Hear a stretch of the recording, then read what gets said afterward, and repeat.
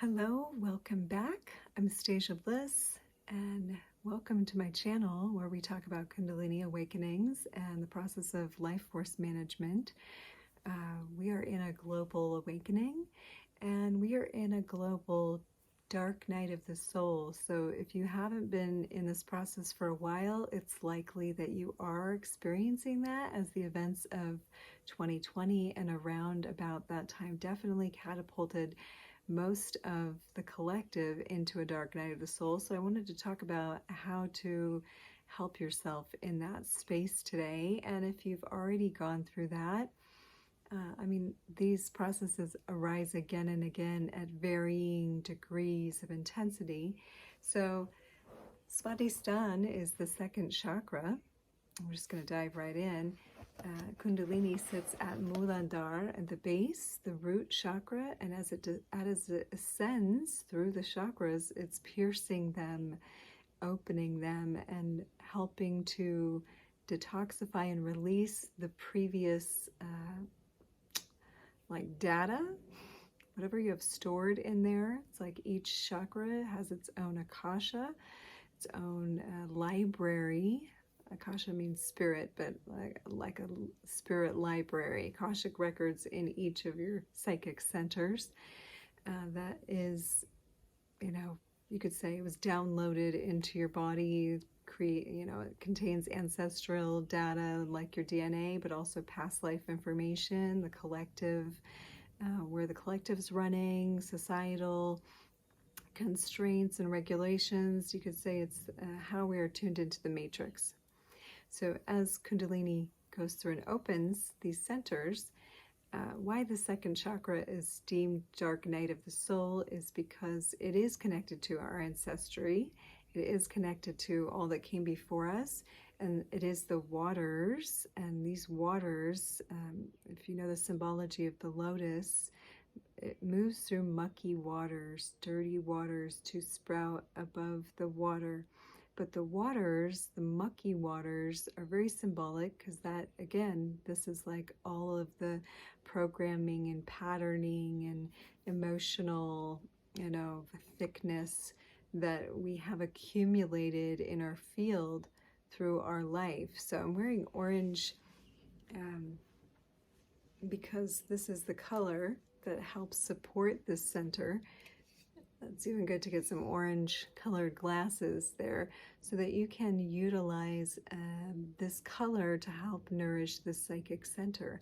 Now in India, all the swamis, they wear this like a saffron colored robe, orangish colored robe to, I think, support this particular process, because this is the most difficult passage. The second chakra contains all of this,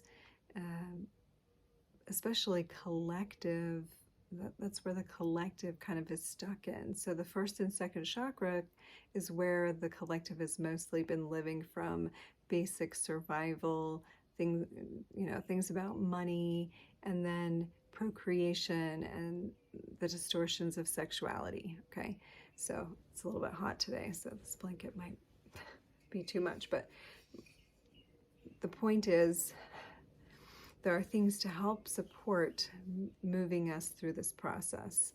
There are things we can use to help soften, and another one of them is left nostril breathing. Okay, so left nostril breathing, you cover the right nostril, you breathe in, and then you exhale through the right, but then you just breathe in through the left again and out through the right.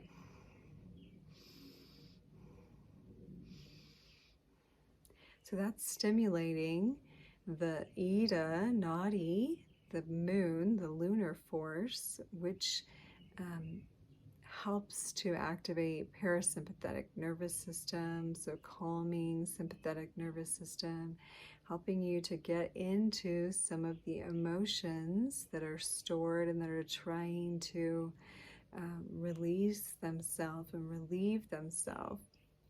So that can also sometimes spur like emotional releases or crying, which is a beautiful thing. It's a beautiful thing to allow the emotions to flow and allow yourself to be supported in that way. There is a very strong connection to the heart, as the heart chakra is motivated to open by feeling these deep, ancestral emotions or past life emotions that you can come up against in the second center opening.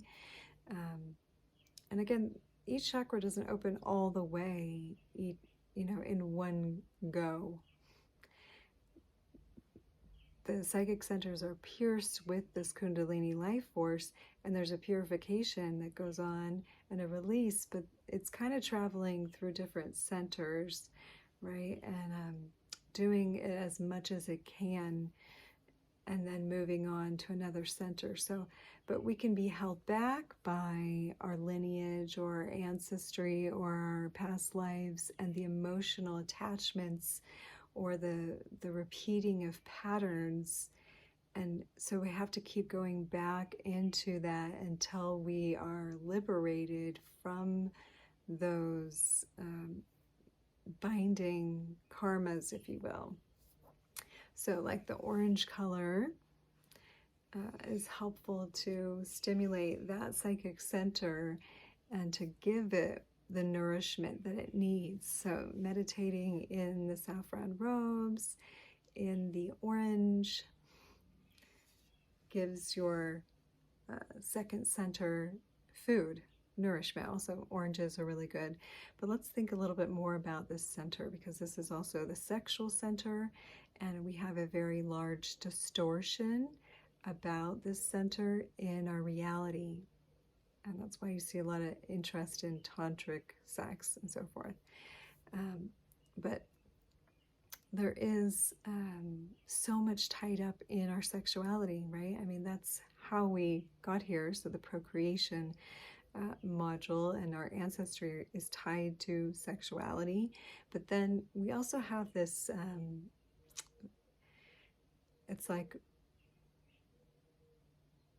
there's not enough positive, beautiful information about the sacredness. And I mean, we do hear sacredness of sexuality, but we don't hear about the powerful, self-rejuvenating, creative capacity that not only can make children, but can fuel your life. And that sexuality is part of like health, and not just physical health, but spiritual and mental health. There's a lot of distortion as far as just getting the physical needs met and then not realizing the karmic entanglements that are there. So let's just kind of address it for a minute. We also have not a lot of, let's say, a majority of women not really experiencing a full, beautiful, orgasmic sexual experience that can be possible, and it does elevate the collective. It elevates the heart when a woman is able to fully go into her sexuality in its wholeness. Okay, so that being kind of suppressed, and even women being, I'm not saying men aren't also, but in the majority, usually women are used for sex, and the man is pleasure, but the woman is not necessarily. That's the basic structure. It can be reversed, but really that's the masculine archetype of, action and getting and aggressiveness and, just the doing part, which also includes the ejaculation part and the creation, the initiating of creation as far as procreation goes. The woman, on the other hand, is the receptivity, is the surrender, is the melting, is the opening, is the vulnerability. And our society more highly prizes the aggressive doingness more than the receptive, surrendering aspect. And so that's true in the wholeness. That's also true in each individual. So the struggle of the dark night of the soul is coming to terms with both of those things within the self. And of course, in relationship. But so we must learn to value our doingness and our just beingness, our self-nurturing, our pleasure, like our ability to receive pleasure, to receive, you know, the aha. This is also what my book, The Chocolate Fast, is about. If you find that on Amazon, The Chocolate Fast, Embracing Your Bliss One Truffle at a Time. I talked about this in yesterday's video, but this is about like giving yourself the bliss, giving yourself what you normally don't let yourself have, because you're just trying to do what you're meant to do. You're just trying to accomplish the list of to-dos, right? And be a productive member of society and look good on paper, or be able to tell your spouse that you completed ABC, or, you know, whatever it is. But that feminine receptive quality is really tuned in and tied into the emotional body, the ability to feel the deep emotions, the deep waters of the second chakra. And so this can be difficult because we're sort of out of shallow waters. We're out of familiar territory often when it comes to the center, to feel all the feels. Often there's embarrassment to cry or be angry or have the feelings, and you want to come off looking like you've got it together and everything's fine. But actually a very powerful person is comfortable with all their emotions and is able to express them, and also able to bring someone into that space in a way where they too can experience the depth of emotion. And again, this is tied to the heart chakra. It's also tied to the throat, okay? Because we talked about the throat chakra in another video, but the second chakra is related to taste. So as the second chakra is developing or opening, your tastes can change, or you might find you want to try new tastes, or you're repelled by old tastes. But this is also the metaphor of the poison and the nectar, okay, that we find in the throat chakra. The throat chakra is part of its job is to change poison to nectar. And that literally is referring to, in the body, the digestive fires, bringing the amrita that flows from the pineal gland, and being able to digest that experience as a nectar, as an awareness, right? Rather than a difficult experience, a poison, something hard to manage or digest. So these are all connected. This is digestion also in the third. So it's hard to really separate the chakras apart and talk about them individually. But the taste element, it is reaching up and is wanting to digest new experiences. It's wanting to find the satisfaction that the second chakra is ultimately looking for, that comes from, you know, digesting the nectar of our experiencing, finding the sweetness in everything we're experiencing. So the pancreas is also indicated in the second chakra experience. If we're not finding the sweetness, we can have problems with our pancreas. If we're just doing the mundane day to day and we're not finding the joy, we're not finding the pleasure or the bliss, then our pancreas can suffer, because it's the gland that's responsible for helping us to actually process the sweetness, process the sugars. So second chakra work, vam, vam, vam, vam, vam. And the orange color, right? Okay, and then we talked about the lunar breath in the left nostril, in through the left, out through the right, in through the left, out through the right, in through the left, out through the right, can support you in opening and feeling, and being able to hold the space for you to feel everything that the second chakra has for you. So dark night of the soul is also indicating like we're walking through the depths of ourself. We're walking through like our skeletons in the closet, the bones left behind that maybe we've closed away, feelings we didn't want to acknowledge before, or things that happened when we were a child, or so much to be unpacked there. And that's why I do one-on-one sessions, to sit with you and allow that space to be unpacked, holding it. And I act as the witness. I am the third eye. I am holding this space with you. Because sometimes it's hard to hold that space for yourself in this process to really like say this is okay that I'm going through this. And it is okay. It is okay. In fact, it's necessary and it's beautiful and it's pertinent.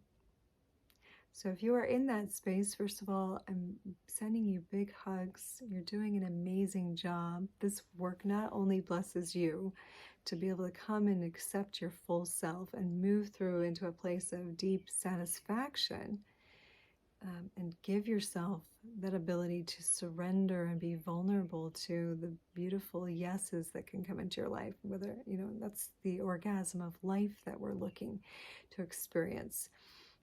Gosh, there's so much to say in every video. I'm trying to keep these at 10 minutes, but it's almost impossible.